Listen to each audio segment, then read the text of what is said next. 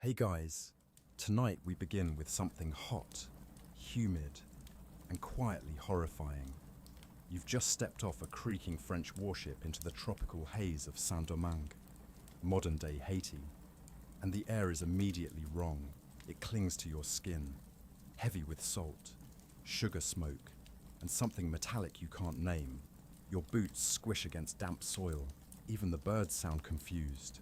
The sun blinks like it's bored with you already, and the jungle just stares back. You probably won't survive this, so before you get comfortable, take a moment to like the video and subscribe, but only if you genuinely enjoy what I do here. And let me know in the comments where you're tuning in from and what time it is for you. I love seeing who's here, drifting off all around the world now.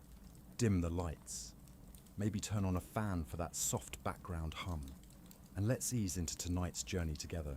You trudge down the dock beside uniformed men already sweating through their collars. The drums from the harbour band stopped a few minutes ago, and now it's just you and the squawks of exotic birds and the rhythmic creak of palm trees swaying like slow metronomes. The port is alive with noise, shouting sailors, snapping ropes, barrels rolling down planks, but underneath, you feel it unease. Soldiers mumble about fever islands. Officers argue about boots and bandoliers, but no one wants to admit how much they miss Europe already. A local guide waves lazily at you with a machete, whether in greeting or warning. Unclear. Behind him, colonial warehouses lean like tired old men. Sugar carts clatter past, pulled by oxen with ribs like drawn maps. You catch the scent of molasses baked into the streets, sweet, sickly, and then you see them, the enslaved, shackled, sunburnt, backs bent from cane fields. Some look at you with dull eyes, others with something sharper.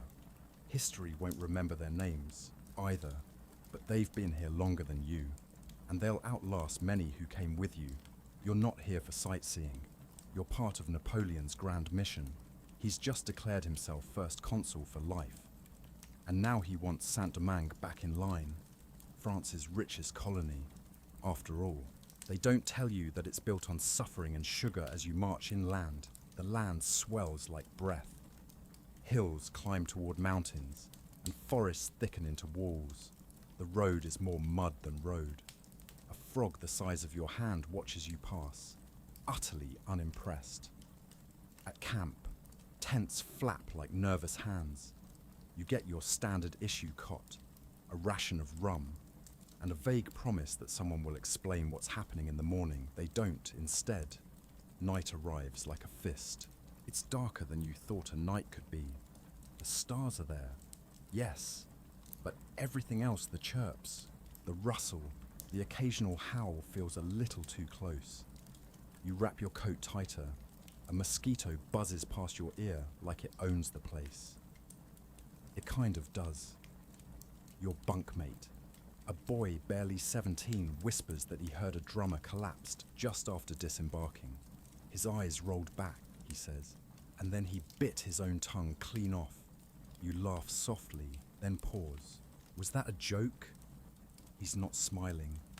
You drift off eventually, or maybe the heat just melts you into stillness. Either way, the jungle presses against the canvas like it wants in. The morning hits you like a musket ball, loud, wet, smelling like gunpowder and sweat. An officer yells something about roll call, but the men around you are already coughing. One is pale, one can't stop scratching still. They line you up, still, they count your heads. The numbers don't seem to worry them yet. You're told to move out. West, toward the plantations. Reinforcements, they say. The locals are restless.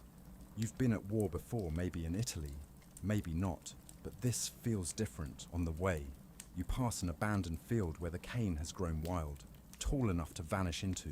A pair of boots lies in the path, neatly placed, owner nowhere in sight. You don't ask. Lunch is dried meat, hard biscuits, and rumours. Someone says the British tried to invade here once and lost half their men before firing a shot. Yellow fever, they whisper, a curse, voodoo revenge, divine justice. You choose slower. The sun bears down like judgment. Your canteen runs dry faster than expected. Water's around. Sure, but the last guy who drank from that stream hasn't been seen since. You sip anyway. By dusk, you reach Fort Dauphin. It's more a pile of stone than a stronghold. Smoke rises in the distance, maybe a village, maybe not. Your boots are cracked. Your arms itch. And your officer tells you we'll move again at dawn. You nod, because what else can you do?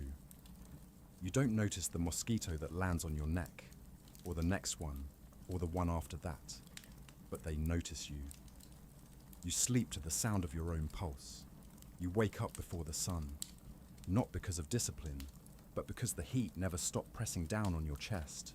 It's like someone slipped a hot brick under your ribs and whispered, "Good morning, soldier." Sweat has glued your shirt to your back. The jungle chorus is already in full swing, cicadas screeching, something hooting in the trees, and that occasional unsettling silence between sounds. A French officer shouts orders in a voice hoarse from rum and frustration. You grope around for your boots, which feel damper than when you left them. One of them has a centipede in it. It doesn't move. You don't ask if it's dead. You just shake it out and lace up. The morning march leads you past the skeletal remains of old plantations. Charred beams jut from the earth like blackened ribs.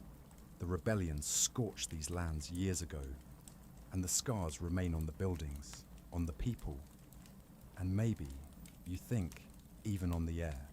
Here's what they didn't tell you in Paris. This colony isn't just profitable, it's a powder keg. Enslaved people outnumber colonists nearly 10 to 1, and they've already fought off French troops before. The revolt, started back in 1791, wasn't some small local tantrum. It was a full-blown revolution, and somehow it's still burning under the surface. You stop at a sugar plantation still operational. Operational might be generous. The fields are worked by gaunt, shackled figures moving like ghosts. Overseers with pistols bark orders. The smell is unbearable molasses, rot, and blood. Your commanding officer insists you're here to restore peace. You're starting to wonder whose peace he means. One man among the enslaved catches your gaze. His eyes don't flinch. He's not afraid of you. He looks like he's already seen death and made his peace with it. He grips his machete like it's not just a tool. You look away first. You break for water at midday. The sun is vengeful. Your canteen tastes like rust. A fellow soldier jokes that at least you're sweating out the sins of France.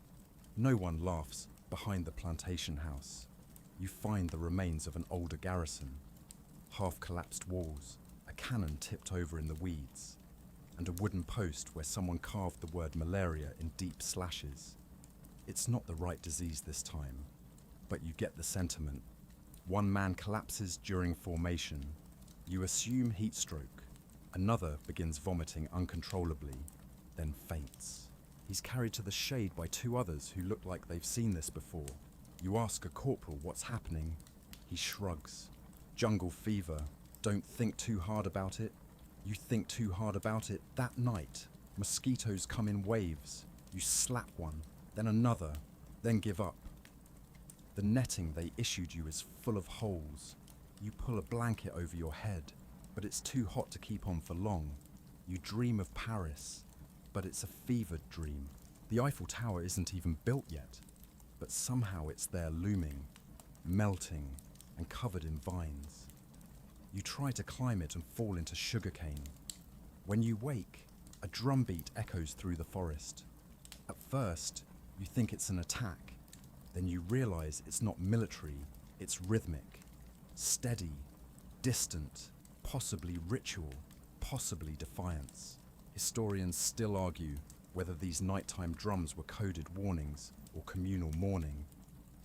Either way, they don't make you feel better. The next few days blur together. March, eat hardtack, swap mosquitoes, sweat, listen to rumors more men fall ill. One corporal's skin turns yellow in blotches. His eyes cloud.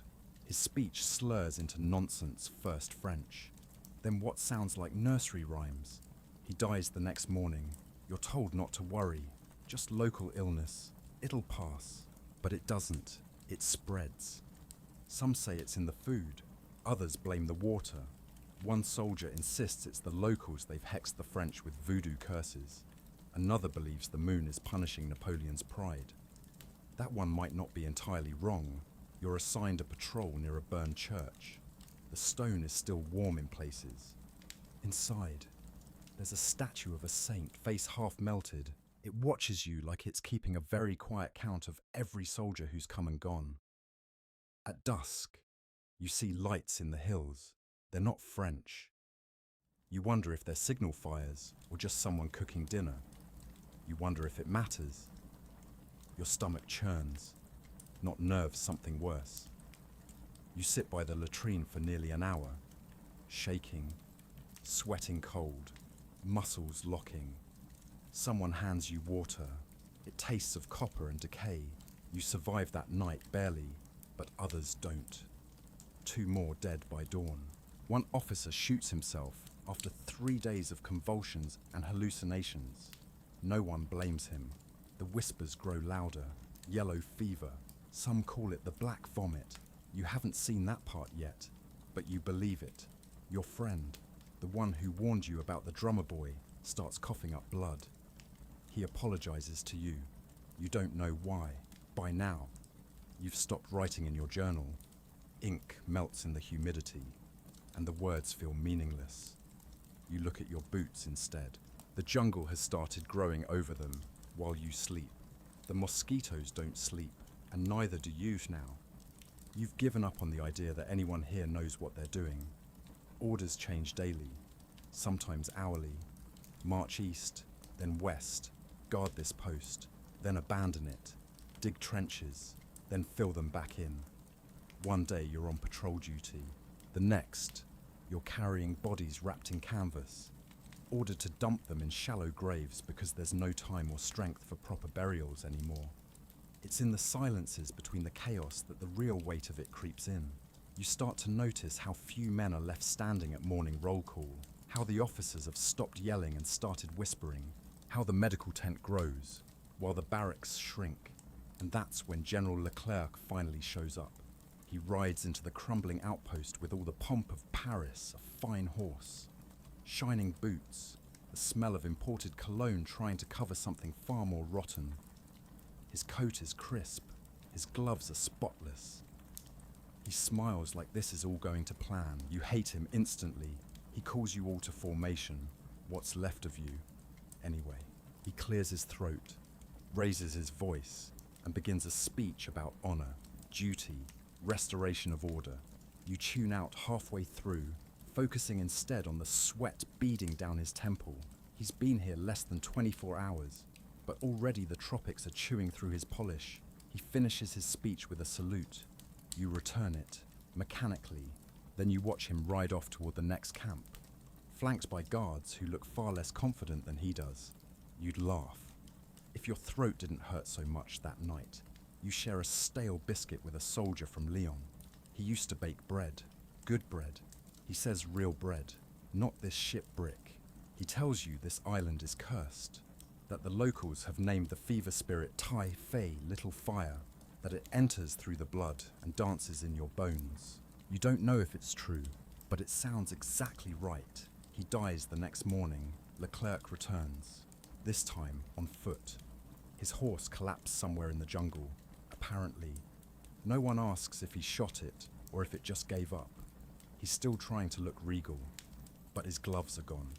His voice is cracked, and his left eye twitches every few minutes. He holds another meeting, says Napoleon demands quicker results, says you'll be pushing deeper into the hills soon to eliminate resistance. You're not sure if he means the rebels or the mosquitoes. Both. Probably.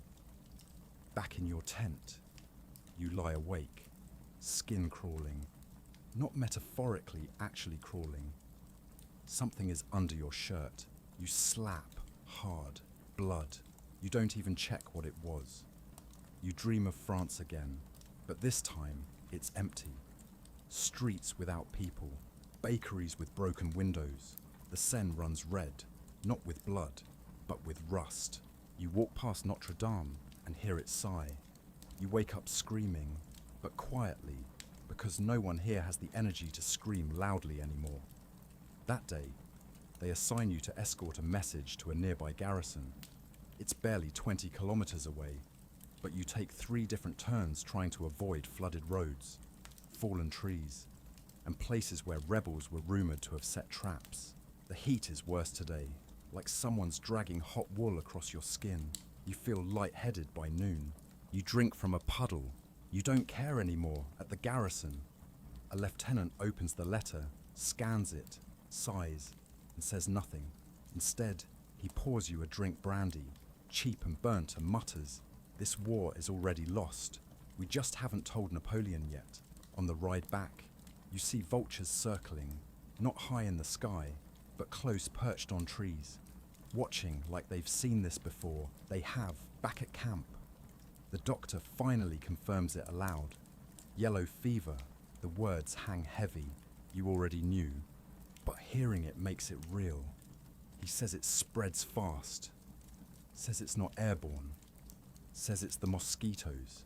Everyone already knew that, too. They post signs, avoid stagnant water, sleep under netting, burn rags soaked in vinegar. You want to ask if any of that actually works. You don't. Leclerc issues another order. Burn the sick. Not literally, but move them to the edge of camp. Quarantine tents, cold rations, fewer guards. You realize it's triage disguised as strategy. He's cutting away the infected like gangrenous limbs. You start coughing. Not bad. Just once or twice. A tickle in the throat. But you remember what happened to the boy from Lyon, and the drummer, and the corporal with yellow eyes. You don't report it. Instead, you keep moving. You clean your musket, even though it barely works in this humidity. You help bury another soldier. You nod when someone says, "We'll be home by Christmas." Though you both know that's impossible. Later that evening, Leclerc holds court again. This time, fewer men show up. Some are dead. Some are dying. Some have just walked into the jungle and never returned. He reads a letter aloud from Napoleon. It's full of glory, and empire, and honor. You hear none of it. You're watching a mosquito land on his cheek. You wait for him to swat it. He doesn't. At first, you think it's just the heat again, the dizziness, the dry mouth. You haven't slept properly in days, maybe weeks, but there's something new under your skin this time. A slow, spreading pressure. Your temples throb, your joints ache, and your thoughts start skipping like a scratched record. You sit down beside a rotting crate, and the wood crumbles beneath you. You barely react. You're watching a dog gnaw on a discarded uniform sleeve. No one's stopping it. You wonder whose it was. You wonder if you knew them by midday. 5 more men are down, 2 vomiting black liquid, 1 screaming about a fire inside his skull, another quietly, eerily just closes his eyes and never opens them again. The 5th. You're not sure. He just stopped. The fever's pace is relentless now. It burns through the ranks like a match to dry parchment. One by one, the men you marched with, joked with, even argued with their falling. And still, Leclerc insists on holding formations. Still insists that this is a temporary setback.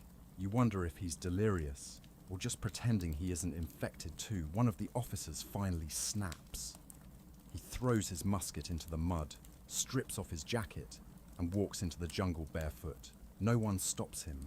No one even calls out. You all just watch him vanish into the green.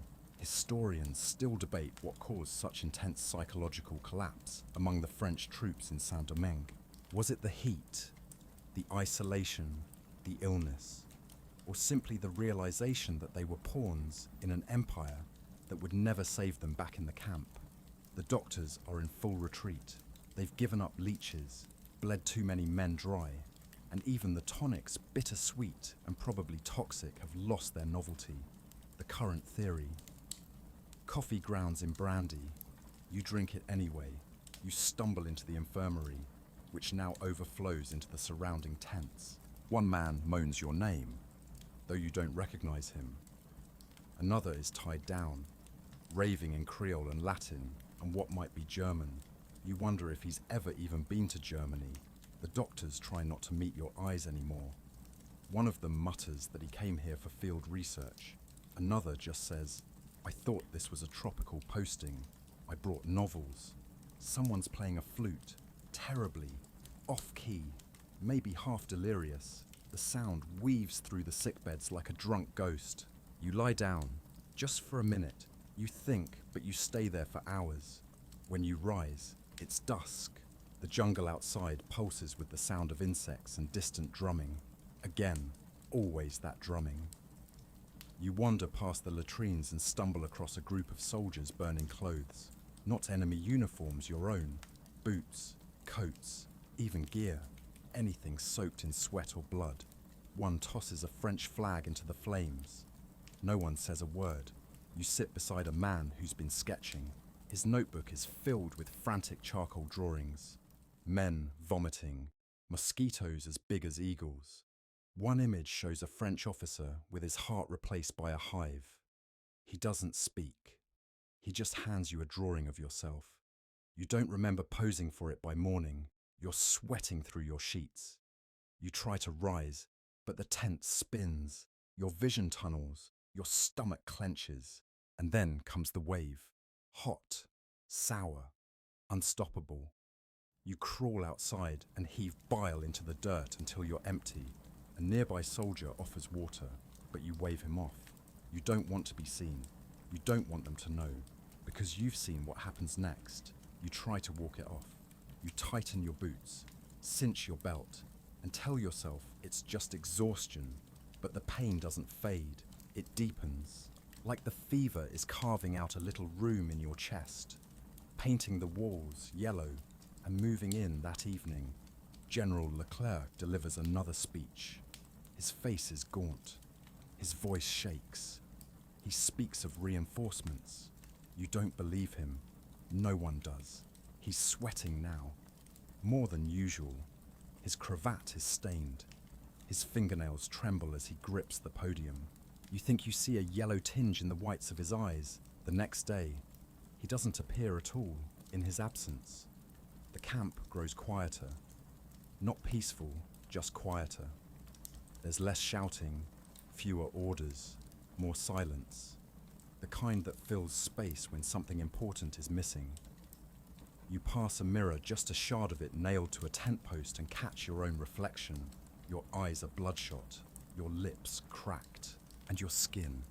Is it your imagination, or is it starting to look pale and yellow all at once? You pull away. You don't want to know, because knowing means you'll be next. That night, you lie down without dinner. Your body can't handle it anyway. You close your eyes and try to remember the taste of bread. Real bread, baked in an oven, with butter and a crust that sings when you break it open. You hear drumming again. Closer now. You wonder if they're calling for someone. You hope it's not you. You wake to the sound of buzzing, not ambient, not distant, but right next to your ear. You swat hard, and your palm comes away with a smear of blood. You don't know if it's yours or not. Probably doesn't matter anymore. The jungle doesn't care if you're a drummer or a general, and neither do the mosquitoes. Aedes aegypti, they call it now scientists, much later. But here in Saint-Domingue, you just call it the little monster. It moves like smoke and drinks like a vampire. You've started to feel its bite before it lands. Every inch of your skin itches. Your arms, your neck, your ankles. You scratch without realizing. Even in your sleep. The bites swell. Some of the wounds turn black. Some just fade into yellow bruises. One corporal tried to cover himself in candle wax. Didn't help. Another tried vinegar-soaked socks. That ended in a rash. Someone even tried leeches again, though that might have just been desperation disguised as tradition. And now the fever is everywhere. Not just in your body, though. Yes, you feel it twisting around your spine, slinking behind your eyes, but in the camp, in the air. in the way men move slowly, cautiously, as if the ground itself might tip them into the grave. You drag yourself toward the medical tent, hoping for some relief, or at least confirmation. The smell hits you before the canvas flap opens. Sweat, rot, urine, and alcohol, not the drinkable kind. The stench of decay, sweetened with rum and denial. Inside, the doctors are shadows of themselves. One wears no coat, no shoes. Another hasn't shaved in days. A third is quietly reciting Latin under his breath. Over and over again, non ducor, duco. I am not led, I lead. You're not sure who he's trying to convince. You slump onto a cot. The sheets are damp. There's a stain in the center. You lie on the edge. A young assistant, barely more than a boy, checks your pulse. He doesn't speak. He just gives you a half-hearted nod, scribbles something in a ledger, and walks away. You don't ask what he wrote. Beside you, a man is murmuring a prayer. You can't tell which god it's meant for. There are no real treatments left. Bark tinctures, salt compresses, opium if you're lucky. One man drinks a bottle of cologne and dies more peacefully than most. Another swears his mother told him to bury an onion in his armpit. You watch him do it. You don't say anything. And outside, the mosquitoes keep coming. They gather in the warm puddles around the latrines, in the barrels of rainwater, in the folds of abandoned tents. One soldier tried to smoke them out with a brush fire. He burned down half a supply shed and still came back, scratching Leclerc. Finally reappears barely. He's on a stretcher. The man who arrived in polished boots and bravado is now pale, soaked in sweat, lips cracked, eyes half closed. They carry him past you, and for a moment, his gaze meets yours. There's no recognition, just confusion, as if he's already forgotten where he is. The camp's command structure crumbles like wet paper. Orders are issued and ignored. Some men dig trenches for the dead, others desert outright. One group builds a makeshift raft and tries to paddle down river. You never see them again, and still the drums beat. Distant and steady, you ask someone if the rebels have launched a new attack. They shake their head. Why bother, they say? We're doing the job for them. Historians still debate how many soldiers died from fever versus combat in this campaign. Some estimates suggest 80% of the French troops perished from disease. Others go higher. But numbers feel irrelevant now, when every breath tastes like ash and metal, and every shadow could be your last. You try to write home, but the words don't come. How do you explain this? How do you say, we came to crush a rebellion, but the air itself is killing us instead? You scrawl a few lines about the heat, the jungle, the bread you miss. You don't sign it the next day. You help move bodies. There's no ceremony anymore. Just weight and silence. The ground is too hard in places, too soft in others. The priest gave up after the 5th funeral. Now, it's just a shovel, a canvas wrap, and a quiet prayer. If anyone has breath for it that evening, the mosquitoes are thicker than ever. They drift through the air like smoke. You wrap a scarf around your face, dip your shirt in vinegar, and light 2 candles near your cot. It doesn't help. Nothing helps. Someone coughs behind you, a wet, rattling sound. You turn and see the baker from Marseille. He's shaking, teeth chattering. You try to comfort him. He grabs your hand. His fingers are ice. He whispers, "Do you hear the drums?" You do. And they're closer now. You don't remember falling asleep. All you know is that now you're awake again, and your body feels like it's been buried in warm sand, heavy, damp, claustrophobic. You try to sit up, but your limbs don't move the way you tell them to. Your head feels swollen, like someone stuffed cotton behind your eyes outside the tent. Someone is shouting, not a command, more of a panicked bark. Then gunshots, a single burst, then silence. A dog yelps. You lie still, unsure whether you're dreaming or just listening to another fevered hallucination. Either way, you're not getting up after a while. The shouting stops. Everything does. The camp grows quiet in that eerie, unnatural way. Not peace, just pause, like the jungle's holding its breath. Someone stumbles into the infirmary, boots drag, a voice mutters, "Help!" Then something about a lieutenant. You don't look, you just watch a gecko on the tent pole flick its tongue, wholly uninterested in your shared mortality. Later minutes, hours, you're outside again, walking, sort of. You lean against the wooden post near the gate, or what's left of it. The wood is warped, split from the rains. There's moss growing on the nails. You see the hospital cot you were just lying on. It's already taken by someone else. You don't know when you left, or how. You're not sure it matters. The fever breaks for a moment, like clouds parting. You feel a strange clarity. Everything slows. You spot the hills in the distance. Somewhere behind them is Le Cap. Somewhere beyond that, France. Somewhere beyond that, a life you've already forgotten. A bird lands near you, a grackle. Maybe its feathers shimmer blue-black in the light. It stares at you like it's waiting for a decision. You blink. It's gone behind you. The infirmary groans under its own weight. Cots too close, men too many. Some moan, others lie still. You see one soldier propped up with a stick in his mouth to keep from biting off his own tongue. The stick is chewed halfway through. A doctor nearby hums a lullaby while mixing something bitter in a tin cup. The smell stings your nostrils. Quinine, maybe, or something far less useful. He notices you and offers the drink. You take it. It tastes like iron and mold. You hold it down, but just barely. He doesn't ask your name. You don't ask his. The two of you nod, like people do when the end is close, but not quite here yet. The medical tent is overcrowded, so they move the latest arrivals into the church nearby. Well, what's left of it. The roof is gone. The pews have been repurposed for firewood. The pulpit holds a stack of rags soaked in vinegar. You walk through it like you're in a dream. The air smells of old incense and something sourer. Stained glass shards crunch underfoot. On the far wall, someone has scrawled "Ici finit l'Empire." Here ends the empire. You sit in the corner, lean against a stone column, close your eyes. You don't plan to sleep, but it comes anyway. And this time, you dream of ships, dozens of them. They're not coming in. They're leaving, their sails full.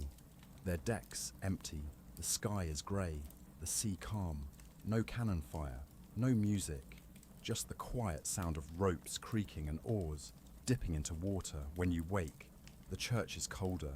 Someone has placed a blanket over you. It smells like cloves and sweat. You keep it. A man sits beside you now, older, face like carved leather. He says nothing, just stares at the same wall you were dreaming about. Eventually, he speaks. They say this land doesn't want us. You ask who they are. He shrugs. Everyone. No one. Maybe the trees. You both sit for a while, listening to the jungle reclaim the perimeter later. You're summoned somehow to help dig a new trench. The last one flooded in the rain. The ground is soft now, almost grateful to be opened. You dig in silence. So do the others. No one complains. There's no point.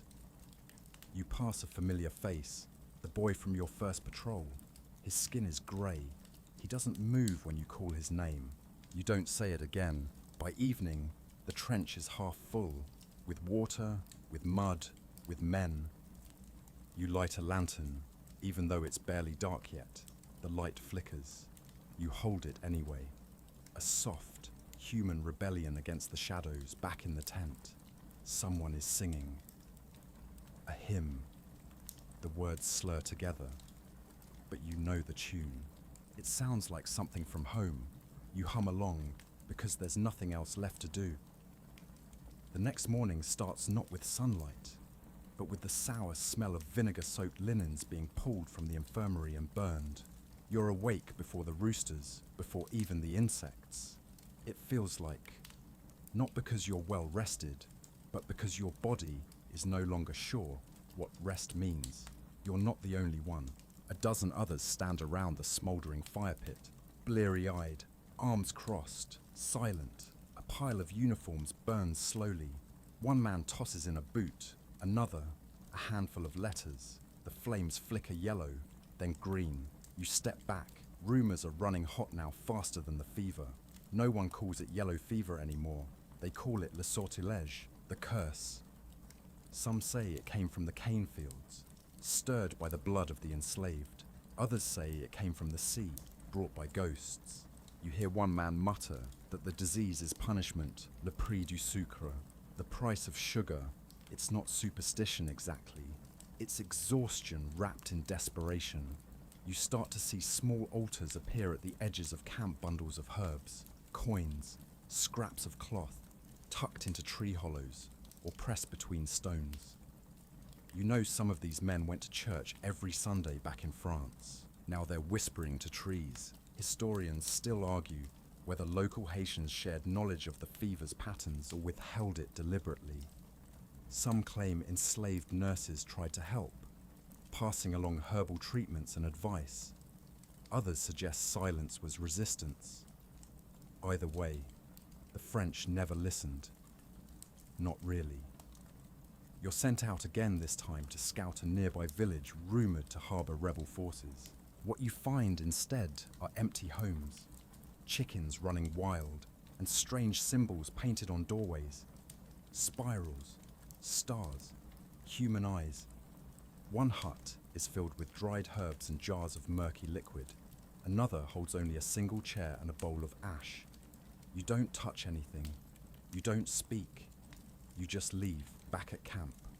The mood has shifted from despair to something harder. Resentment, maybe. The men have stopped hoping for rescue. The word reinforcements is now just a joke told around half-empty fires. And Leclerc, he's vanished again. Some say he's in quarantine.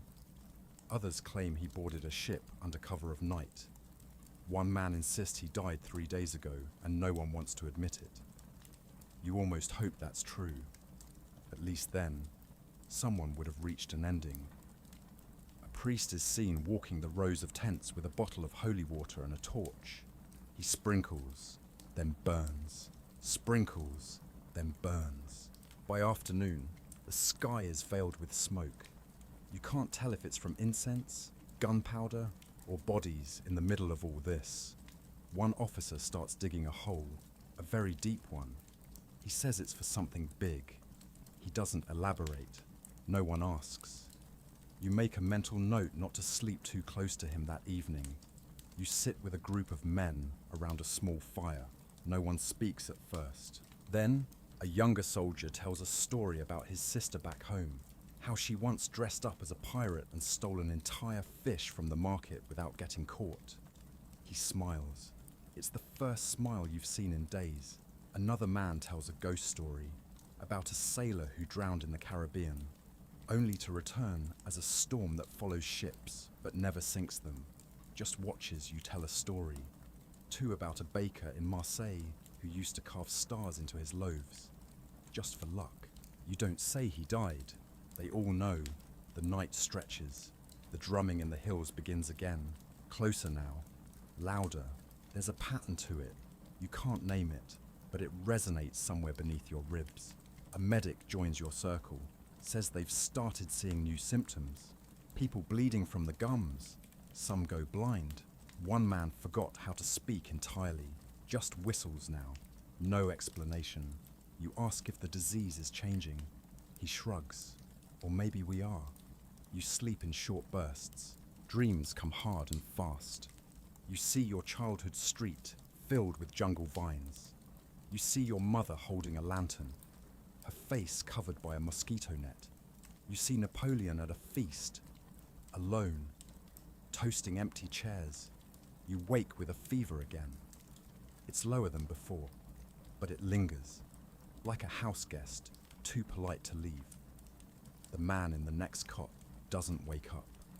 You don't check his pulse, instead you walk, not away, just through, past tents, past fires, past men mumbling, weeping. sleeping with their boots still on. You find a tree with carvings, names, dates, drawings. You press your hand against it and feel the bark, cool and indifferent.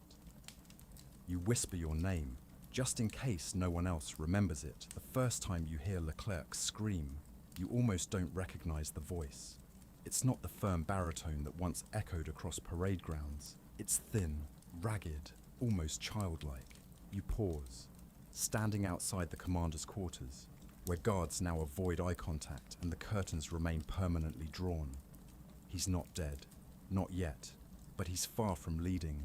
The fever's taken more than his strength, it's taken his confidence, his grip on reality. You overhear one aide say he's been writing letters to Napoleon that don't make sense. One of them was addressed to the moon, in case the emperor is watching from there. Another was written entirely in Greek, which no one recalls him speaking. You step closer to the entrance once the guards move away. Curiosity overpowering caution. Through a gap in the fabric, you glimpse him. Sunken eyes, damp sheets, a fever-blistered lip. He's whispering something. You lean in. He's reciting the names of cities in France, like an anchor, like a prayer. Strasbourg, Dijon, Tours, Paris, Paris, Paris. Historians still debate whether Leclerc's collapse was physical or psychological. Did yellow fever unravel his body first? Or did the realization that the campaign was lost unravel his mind? Either way, you know this. Whatever war he came to fight, it's long over. Back in the main camp, the collapse is accelerating. The structure, the chain of command, it all crumbles like wet parchment. Men follow their own rules now. Some still salute, some don't. Some still clean their muskets daily. Others use them as crutches or firewood. Discipline is now a matter of habit, not hierarchy. You receive orders to escort a shipment of munitions to a supply post uphill, but there are no carts, no animals, and only 4 of you healthy enough to walk. You end up dragging crates through the mud by rope, slipping more than walking on the way. You pass abandoned watchtowers. The vines are claiming everything: ropes, wheels, even uniforms left out too long. You stop to catch your breath beside a rusted cannon that no longer points anywhere meaningful. You cough, just once, a dry one, but still it echoes longer than you expect. You reach the post and find only 2 men left. They don't greet you. One is busy burning letters. The other is digging a pit, deeper than usual. We're staying ahead of demand, he says. Without humor that night, back in camp, the fires are smaller. Not for lack of wood, but because fewer people are gathering. It's too quiet. When you do hear voices, they're often in prayer, or argument, or deliriums. You watch as one man, clearly not in his right mind, builds a small raft from spare planks and cloth. He ties a French flag to the mast, then he sits on it, in the center of camp, and waits. You don't ask what for. No one does. And then, one morning, word spreads. Leclerc is dead. There's no ceremony, no fanfare, just a silence that spreads like mist. You find yourself near the medical tent again, staring at a newly dug grave. The cross is blank. You assume it's his, but no one confirms it. It might not matter. His uniform, his title, his mission, all irrelevant now. What matters is the fact that he lasted longer than most, and that he still didn't make it. With Leclerc gone, command officially falls to someone else, though unofficially, it falls to no one. Each battalion begins to move like an independent body, trying to hold ground while also slowly retreating. Messages stop arriving, supply routes go dark. You start to realize this isn't withdrawal, it's abandonment. You try to write another letter home. This one's shorter. No poetry, no illusions. You just write. Still here, still burning. The jungle doesn't blink. You seal it and hand it to a courier. He nods, tucks it into a pouch, and disappears into the trees. You don't expect to see him again that afternoon. A storm rolls in, the kind that slams the earth like an insult. Lightning snaps the sky open, rain comes in sheets, tents collapse, fires drown, mudslides carry away crates, and, once, a man, you take shelter in the ruined church again, this time with 3 others. You huddle beneath what's left of the stone altar. One man sleeps sitting up, another sings to himself. The third is silent, staring at the ceiling as if waiting for it to fall. The storm passes by dawn. The trees drip like guilty conspirators. The jungle smells clean again, but not kind. You emerge to find the camp emptier. Some tents flattened, others simply gone. Whether by wind or desertion, you can't say. And then you hear it. Drums not closer, not louder, just there. Constant, confident, patient. They've been playing for weeks, maybe longer. But now, they sound like a countdown. The storm has washed everything raw. The paths through camp are rivers of red-brown muck. Shoes sink, muskets rust. One man curses as he tries to dry his powder with his shirt. You don't bother, you haven't loaded your weapon in days. You wander past the latrines, where the earth is giving way, collapsing into something like a trench, only deeper. At first you think it's more storm damage until you realize someone's been digging deliberately. Wide, deep pits. You count 3, then stop counting. The jungle is reclaiming everything. The edges of camp are no longer clear. Plants creep over tents. Trees lean closer each day. Vines twist around cannon wheels, pulling them slowly back to the soil. Everything molds. Your boots, your letters, even your thoughts. You find it harder to concentrate. Days blur. You forget names, places, why you got up. The fever leaves you, then returns again, less like a storm now, more like an old roommate who knows how to find the spare key. The sun is a joke. It doesn't rise so much as it hovers above you. Squinting, judging, you sweat through everything you wear. Your water canteen grows algae. You scrape it out with a stick, then drink anyway one morning. A lieutenant decides to lead a prayer circle. He's stripped off his jacket, shaved his head, and carved Vive la France into his chest with a bayonet. His voice shakes as he blesses the dirt, the tents, the rats. Then he walks into the jungle, hands raised, eyes closed. You never see him again by now. The camp barely functions. Rations are erratic. Some soldiers eat boiled leather, others forage, returning with wild fruits no one recognizes. One man tries to roast a snake and ends up convulsing beside the fire. Eyes rolled back. You move him into the shade. He dies quietly. It's hard to tell who's in charge anymore. Orders come as mutters, not commands. There's no more punishment for desertion, just understanding.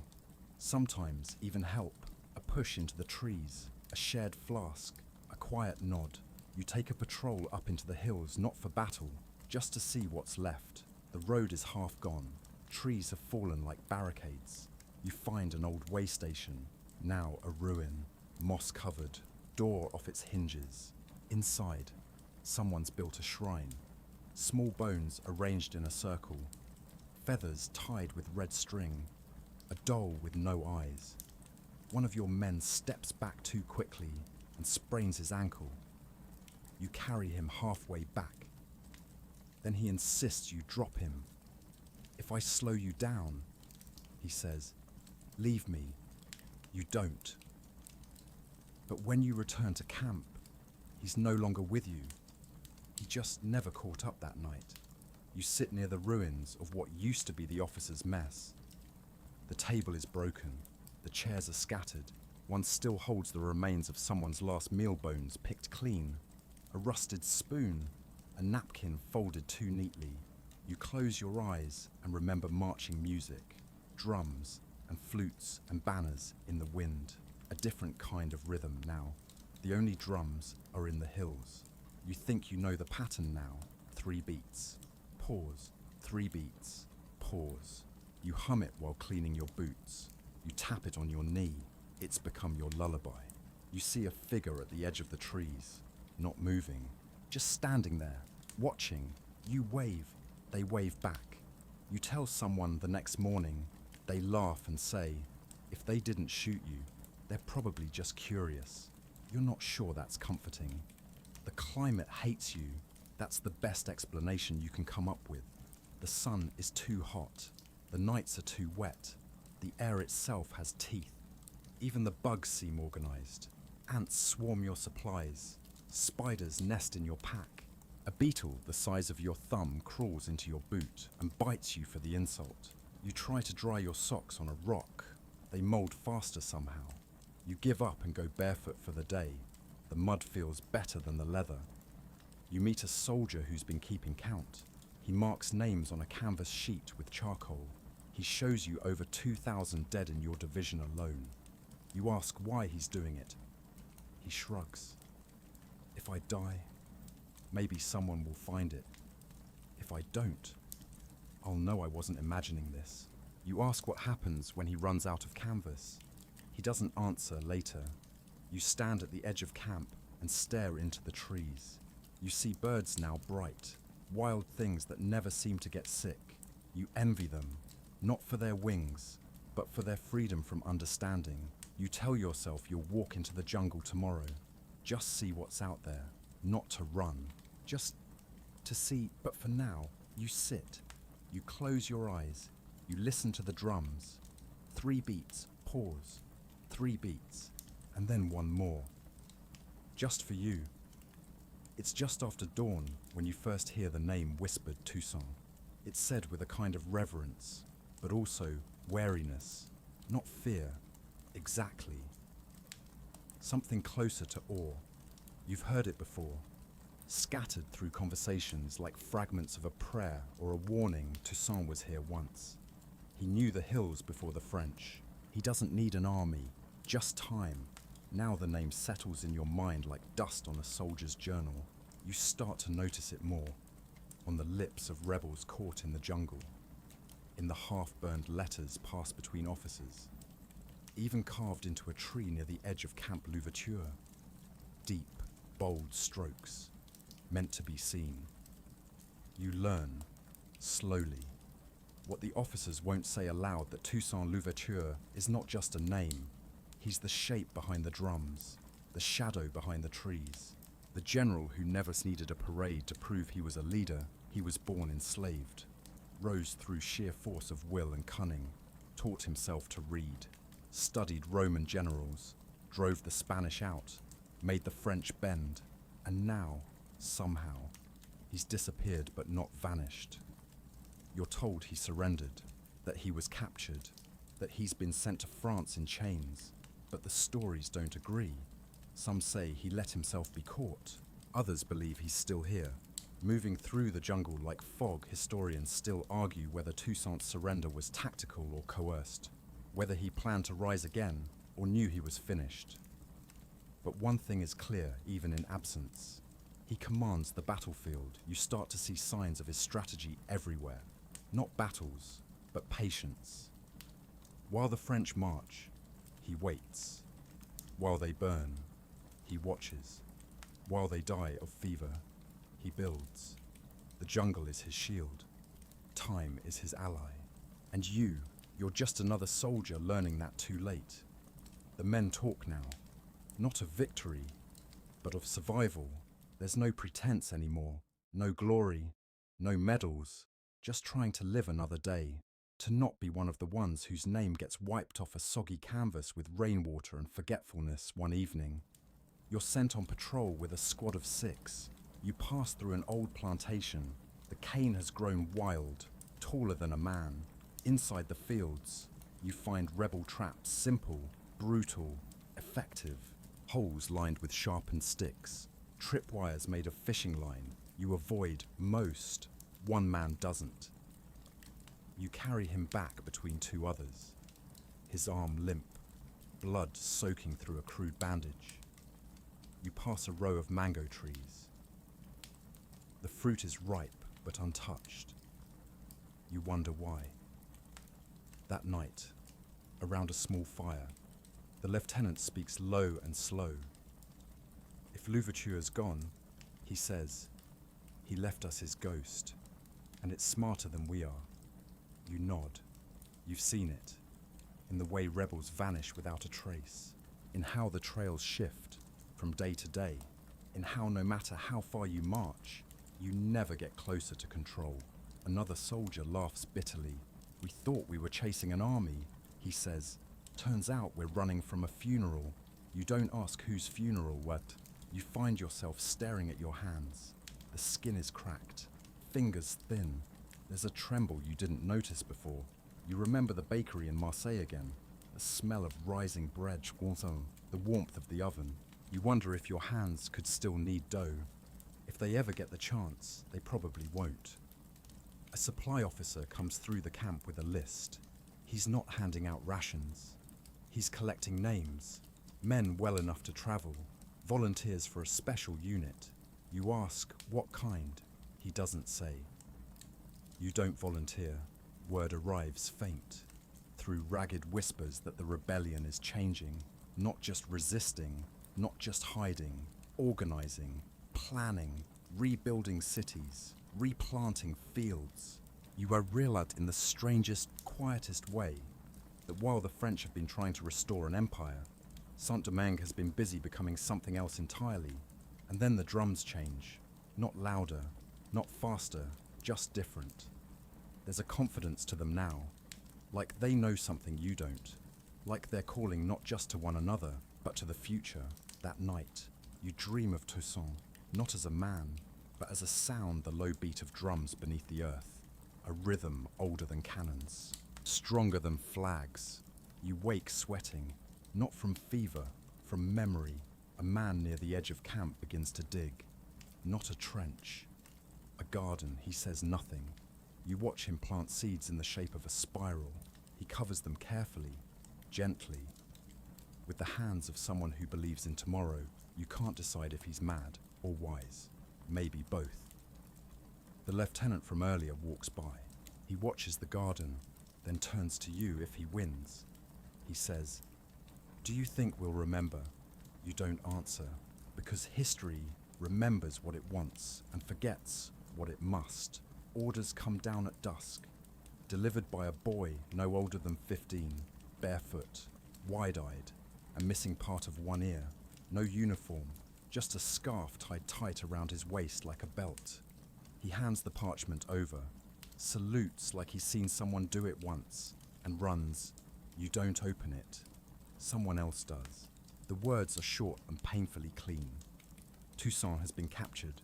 Proceed to Fort Liberté. Reinforcements incoming. The camp doesn't cheer. There's no celebration, only confusion. You sit around the fire that night with the same group you've seen dwindle over the past weeks. Someone repeats it out loud, like it might sound more real if said twice. Toussaint has been captured. Another man shrugs. So what he says, didn't he already win? You say nothing, because that question feels heavier than the statement the next morning. You're told to move. Not all of you, just a few. Some stay behind to guard what's left. No one says what that means. You suspect it's code for bury the rest. You march east. The jungle part's just enough for the trail. You recognize places you've passed before, but they look older now, more defiant.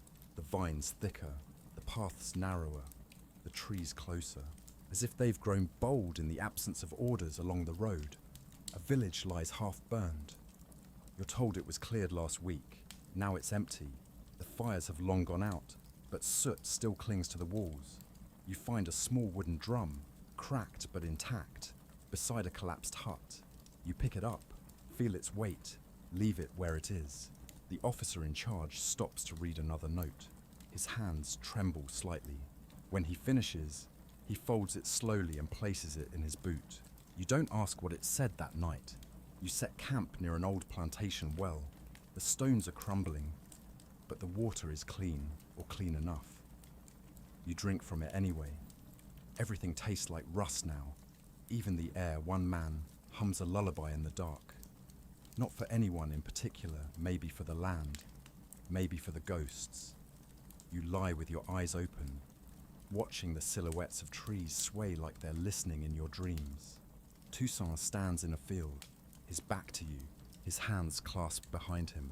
He doesn't move. But he's still there when you wake up the next day. You reach Fort Liberté, at least what's left of it. The stone walls are cracked. The gate leans sideways. Inside, a handful of soldiers shuffle like old dogs, wary and half-starved. You're not sure what you expected. A garrison, a plan instead. You get a list, the names of the sick, the names of the dead, the names of the missing. The last page is blank. You're asked to sign it. You hesitate, then scrawl something close to your name. The ink bleeds. News trickles in. Toussaint has been taken to France, imprisoned in a cold fortress. Some say he's already dead. Others believe he'll escape. You start to notice something strange. His absence has made him larger. You remember how he was described: composed, brilliant, quiet, a man who read philosophy while planning revolutions. You think about how he let himself be captured, how he trusted the French to honor their word. You wonder if he knew the irony, that his removal would not kill the rebellion, it would give it roots.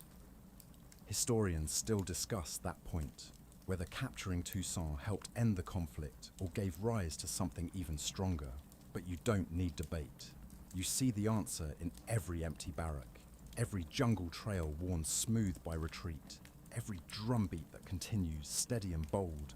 You're ordered to stay and help fortify the fort. You find the word fortify almost funny. The walls crumble when you touch them. The cannon is rusted solid. The powder's pumped out, and your hands, you're trembling. Sunburned hands can barely lift a hammer. You do it anyway, because that's what's left. You spend the next few days digging trenches, patching walls, stitching together tents from uniforms. You find comfort in the repetition, in doing something, in pretending there's still a plan. One morning, a rider arrives, a black man in rebel uniform, alone. He's not armed, or if he is, you can't see it. He rides calmly to the gates, dismounts, and delivers a message. We don't want your sick, but leave and you'll live. No threats, no demands, just a fact, calmly spoken. Then he leaves. You tell your officer. He reads the note, doesn't react, just nods, and says, "We'll consider it." But you know he won't. You know you will that night. You pack your things quietly. You're not deserting. You're just choosing life. The jungle doesn't scare you anymore. Not like it used to. It's not the enemy. It's just part of the world that's tired of being ignored. You step outside the walls. No one stops you. The air is still. The drums continue. You walk until your feet forget they ever marched to orders. The road dissolves behind you. Mud, vines, and silence, reclaiming each step. No one follows. No one calls your name. For the first time in months, you're not being told what to do. You expect fear, panic, maybe regret. But instead, it's something else. Relief so quiet it barely registers at first. Like a weight was lifted that had become so familiar. You didn't realize it was there, at a fork in the path. You choose the narrower one, simply because it feels less used. The jungle thickens. Every step is a whisper. You pass a banana tree, its fruit still green. You pause, consider taking one, then move on. Not because you're above it, but because the tree feels like it's watching. You're a guest here. You reach a river by dusk. The current is slow, the water dark.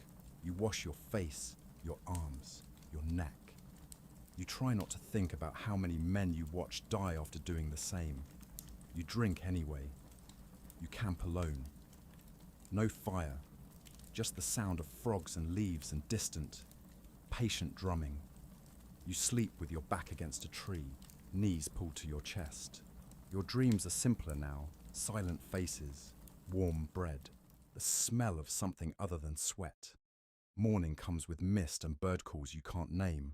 You walk again, not away from anything, not toward anything, just through. By midday, you stumble onto a clearing, a garden, though not one you'd expect. Rows of yams, cassava, plantains all planted with care. A young woman stands at the far end, machete in hand, paused mid-motion. She sees you, doesn't run, doesn't shout, just watches.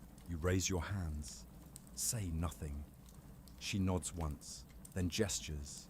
Not a wave more of an acknowledgement. You leave the clearing untouched, downhill.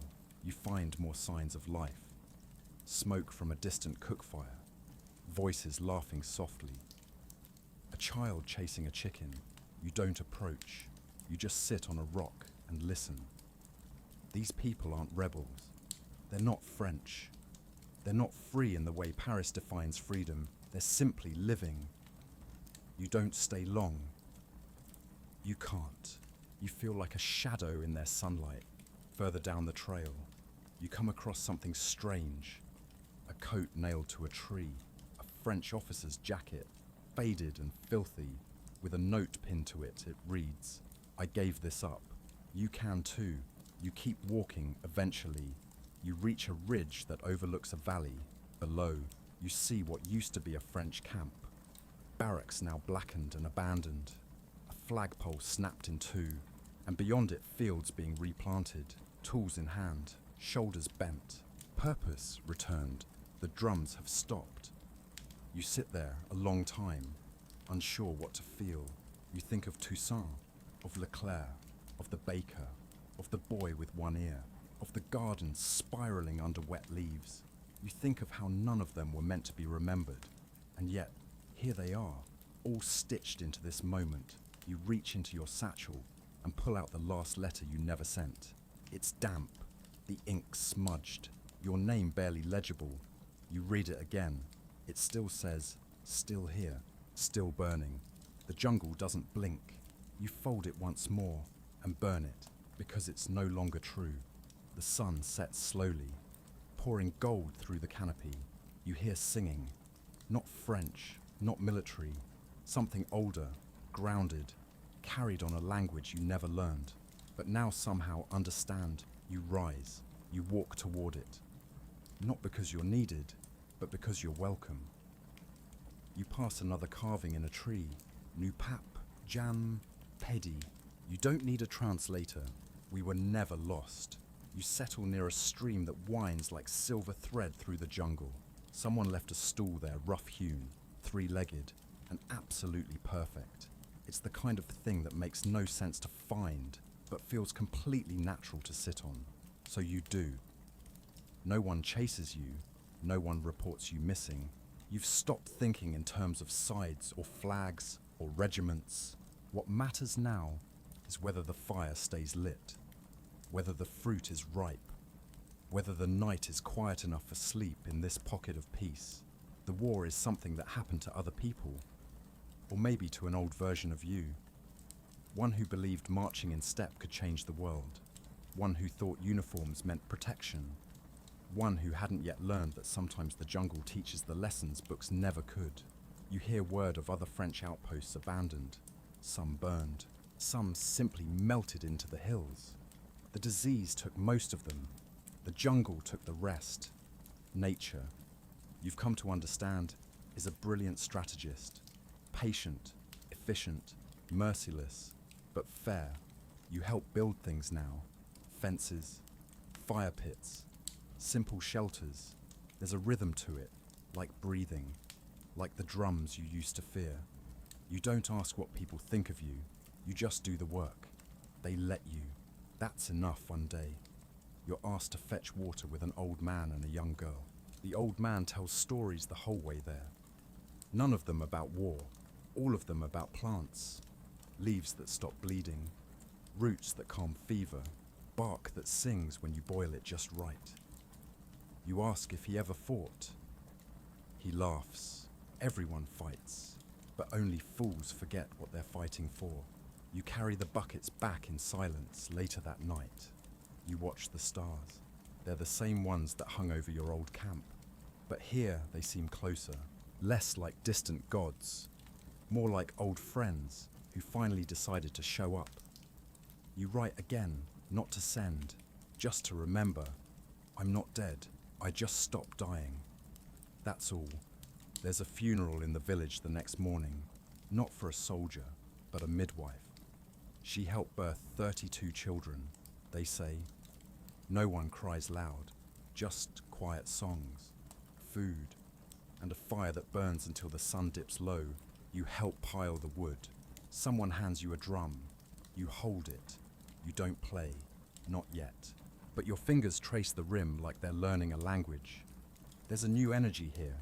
Not rebellion, not revenge. Reclamation, fields are ploughed again. Houses raised, names spoken proudly. There's talk of independence, not whispered, not feared, but sung like it's already happened. You meet a woman who paints with mud and ash. She draws a map on a wall, no borders, just rivers and hills and trails. She points to a spot. That's where you were born now. She says, you believe her, because who's left to argue? Historians still struggle to explain what happened here. How an enslaved colony defeated the might of Europe. How a disease broke an empire. How leadership passed from the hands of the powerful to those who had never been allowed to hold it. But here, in the quiet, it makes perfect sense. It wasn't just the fever, or the jungle, or Toussaint. It was belief, passed hand to hand, whisper to whisper, the kind you don't need books for. You walk the trails sometimes, alone or with a few others. You pass abandoned forts where the flags still hang, rotting and faded. You don't take them down. The jungle will finish the job. You sleep in a hammock now, wake with the sun, eat what you plant, speak when it matters. One morning, you find a letter tucked under a stone outside your shelter. It's unsigned, written in shaky French. If you read this, we survived. That's all I ever wanted. You keep it. You don't know who wrote it, but it sounds like something you would have. The rains return, but now they feel less like punishment and more like rhythm. Showers beat down on the thatched roofs, fill clay jars to the brim, and make the dirt paths into rivers again. But no one curses the sky anymore, not here. You're used to the cycles now. Wet season, dry season, harvest, rest, regrow.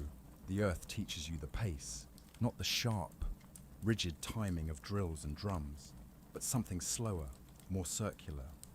You move with it, not against. You notice things you never did as a soldier. The way papaya trees stretch their arms wide. The exact color of dawn just before the first birds sing. How different wood smoke smells when it comes from cooking food instead of burning villages. The people around you have begun building something new, not a country yet, not quite a nation, but the bones of it, a shape made of songs and labor and shared names. It's fragile, but it breathes. Word trickles in from other towns, uprisings still burning, French garrisons melting away, one by one.